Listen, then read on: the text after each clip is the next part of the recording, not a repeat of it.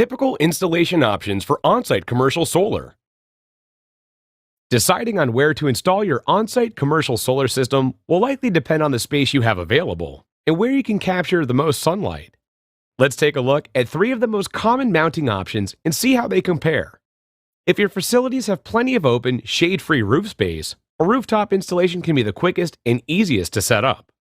Depending on your roof, these installations can be attached, ballasted, or a combination of both.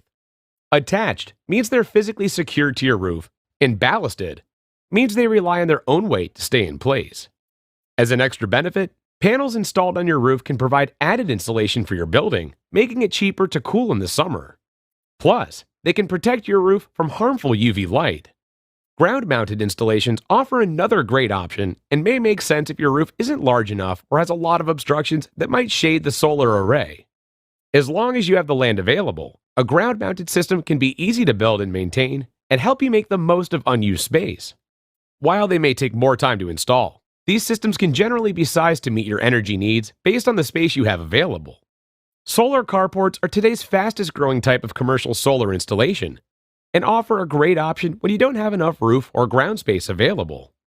Although their construction can be more complex, carports let you transform a parking lot into an asset that generates plenty of clean energy.